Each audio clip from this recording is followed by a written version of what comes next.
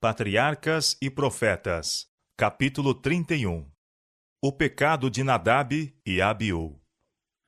Depois da dedicação do tabernáculo, os sacerdotes foram consagrados ao seu ofício sagrado. Estes serviços ocuparam 7 dias, cada um assinalado por cerimônias especiais. No 8º dia deram início ao seu ministério. Auxiliados por seus filhos, Arão ofereceu os sacrifícios que Deus ordenara, e levantou as mãos e abençoou o povo. Tudo havia sido feito conforme Deus indicara, e ele aceitou o sacrifício, e revelou sua glória de maneira notável. Fogo veio do Senhor e consumiu a oferta sobre o altar. O povo olhou para esta maravilhosa manifestação de poder divino. Com espanto e intenso interesse, nela viram o sinal da glória e favor de Deus, e alçaram uma aclamação geral de louvor e adoração, caindo sobre seu rosto como se estivessem na presença imediata de Jeová. Mas logo depois uma calamidade repentina e terrível caiu sobre a família do sumo sacerdote. À hora do culto, enquanto acendiam a Deus as orações e louvor do povo, 2 dos filhos de Arão tomaram cada um o seu incensário e queimaram incenso fragrante no mesmo, para elevar perante o Senhor um cheiro suave. Mas transgrediram a sua ordem pelo uso de fogo estranho. Para queimar o incenso, apanharam fogo comum em vez do fogo sagrado que o próprio Deus acendera e ordenou fosse usado para tal fim. Por causa desse pecado, saiu fogo do Senhor e os devorou à vista do povo. Abaixo de Moisés e Arão, Nadab e Abiú eram os mais preeminentes em Israel.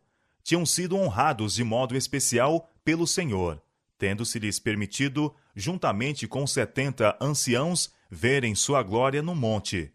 Sua transgressão não deveria, entretanto, desculpar-se ou ser considerada levianamente. Tudo isto tornava mais ofensivo seu pecado. Porque os homens receberam grande luz, porque tenham, como príncipes de Israel, subido ao monte, e hajam alcançado o privilégio de ter comunhão com Deus, e demorar-se na glória da sua luz, não se lisonjeiem eles, de que podem depois pecar impunemente. De que, visto terem sido de tal maneira honrados, Deus não será rigoroso no castigo de sua iniquidade. Isto é erro fatal. A grande luz e privilégios concedidos exigem uma retribuição de virtude e santidade correspondente à luz outorgada. Nada menos que isto poderá Deus aceitar. Grandes bênçãos e privilégios nunca devem embalar-nos em segurança ou despreocupação. Nunca devem dar liberdade ao pecado, nem fazer com que os recebem entendam que Deus não será exigente com eles. Todas as vantagens que Deus tem dado são seus meios para lançar fervor no espírito, zelo no esforço e vigor no executar sua santa vontade. Nadab e Abiú não haviam sido em sua juventude ensinados nos hábitos de domínio próprio. A disposição transigente do pai, sua falta de firmeza pelo que é reto, haviam-no levado a negligenciar a disciplina dos filhos. Havia-lhes permitido seguirem suas próprias inclinações. Hábitos de condescendência própria, durante muito tempo acalentados, alcançaram sobre eles um domínio que mesmo a responsabilidade do mais sagrado mister não teve poder para quebrar. Não haviam sido ensinados a respeitar a autoridade do pai, nem se compenetravam da necessidade de estrita obediência aos mandos de Deus. A mal-entendida indulgência de Arão com os filhos preparou-os para se tornarem objetos dos juízos divinos. O propósito de Deus era ensinar ao povo que devem dele aproximar-se com reverência e temor, e da maneira indicada por ele mesmo. Não pode ele aceitar uma obediência parcial. Não era bastante que nesta hora solene de culto quase tudo estivesse sido feito conforme ele determinara. Deus pronunciou uma maldição sobre aqueles que se afastam de seus mandamentos e não fazem diferença entre as coisas comuns e as coisas santas. Declara pelo profeta: ai dos que ao mal chamam bem, e ao bem mal, que fazem da escuridade luz, e da luz escuridade, Ai dos que são sábios aos seus próprios olhos e prudentes diante de si mesmos, dos que justificam o ímpio por presentes e ao justo negam justiça. Rejeitam a lei do Senhor dos Exércitos e desprezam a palavra do Santo de Israel. Isaías capítulo 5, versos 20 a 24. Ninguém se engane com a crença de que uma parte dos mandamentos de Deus não é essencial, ou que ele aceitará uma substituição daquilo que exigiu. Disse o profeta Jeremias: quem é aquele que diz, e assim acontece, quando o Senhor o não mande? Lamentações, capítulo 3, verso 37.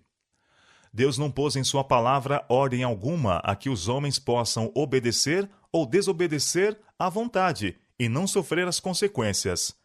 Se os homens escolhem qualquer outro caminho que não da estrita obediência, acharão que o fim dele são os caminhos da morte. Provérbios capítulo 14, verso 12. Moisés disse a Arão e a seus filhos Eleazar e Itamar: não descobrireis as vossas cabeças, nem rasgareis vossos vestidos, para que não morrais, porque está sobre vós o azeite da unção do Senhor. Levítico capítulo 10, versos 6 e 7.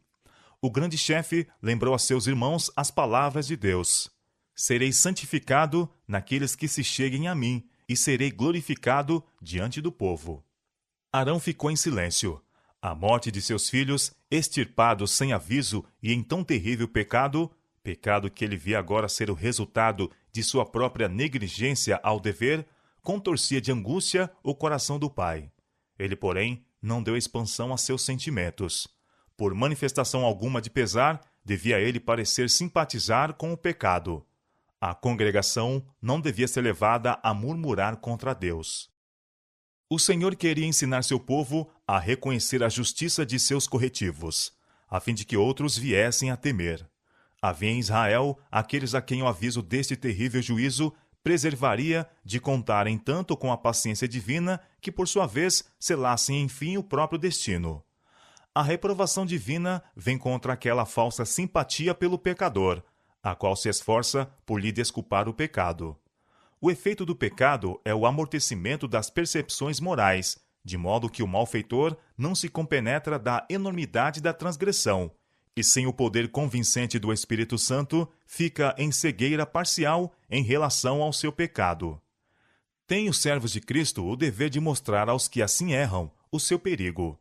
Aqueles que destroem o efeito da advertência, cegando os olhos aos pecadores ante o caráter e resultados verdadeiros do pecado, muitas vezes se gabam de que assim dão provas de caridade. Estão, porém, agindo diretamente no sentido de opor-se ao Espírito Santo de Deus e estorvar-lhe a obra. Estão acalentando o pecador para que descanse à beira da destruição. Estão se fazendo participantes de sua culpa e incorrendo em terrível responsabilidade pela sua impenitência. Muitos têm descido à ruína como resultado desta falsa e enganosa simpatia. Nadab e Abiú nunca teriam cometido aquele pecado fatal se não se houvessem primeiramente, em parte, intoxicado pelo livre uso do vinho. Compreendiam que o mais cuidadoso e solene preparo era necessário antes de se apresentarem no santuário, onde era manifestada a presença divina. Pela intemperança, porém, perderam a idoneidade para o seu santo ofício. A mente se lhes tornou confusa e embotadas as percepções morais, de modo que não podiam discernir a diferença entre o sagrado e o comum. A Arão e seus filhos sobreviventes foi feito este aviso: vinho nem bebida forte, tu e teus filhos contigo não bebereis, quando entrardes na tenda da congregação, para que não morrais. Estatuto perpétuo será este entre as vossas gerações, e para fazer diferença entre o santo e o profano, entre o imundo e o limpo, e para ensinar aos filhos de Israel todos os estatutos que o Senhor lhes tem falado. Levítico, capítulo 10, versos 9 a 11. O uso de bebidas alcoólicas tem o efeito de enfraquecer o corpo, confundir a mente e rebaixar a moral. Impede aos homens de se compenetrarem do caráter sagrado das coisas santas ou da vigência das ordens de Deus. Todos os que ocupavam posição de responsabilidade sagrada deviam ser homens de estrita temperança, para terem mente clara, a fim de discernirem entre o reto e o que não o é, para terem firmeza de princípios e sabedoria para administrar justiça e mostrar misericórdia. A mesma obrigação repousa sobre todo seguidor de Cristo. O apóstolo Pedro declara: Vós sois a geração eleita, o sacerdócio real, a nação santa, o povo adquirido. 1 São Pedro, capítulo 2, verso 9. É-nos exigido por Deus que preservemos toda a faculdade na melhor condição possível, a fim de que prestemos serviço aceitável a nosso Criador. Quando se usam bebidas embriagantes, ser-se-ão os mesmos resultados do caso daqueles sacerdotes de Israel. A consciência perderá sua sensibilidade ao pecado e uma operação de endurecimento para a iniquidade certissimamente ocorrerá, até que o comum e o sagrado percam toda a diferença de significação. Como podemos, então, atingir a norma dos requisitos divinos? Acaso não sabeis que o vosso corpo é o templo do Espírito Santo, que está em vós, o qual tendes recebido de Deus, e que não sois de vós mesmos? Porque fostes comprados por preço. Glorificai, pois, a Deus no vosso corpo e no vosso espírito, os quais são de Deus. Portanto, quer comais, quer bebais, ou façais outra qualquer coisa, fazei tudo para a glória de Deus. 1 Coríntios, capítulo 6, versos 19 e 20, e capítulo 10, verso 31. À Igreja de Cristo em todos os tempos é dirigido este aviso solene e terrível. Se alguém destruir o templo de Deus, Deus o destruirá, porque o templo de Deus, que sois vós, é santo. 1 Coríntios, capítulo 3, verso 17.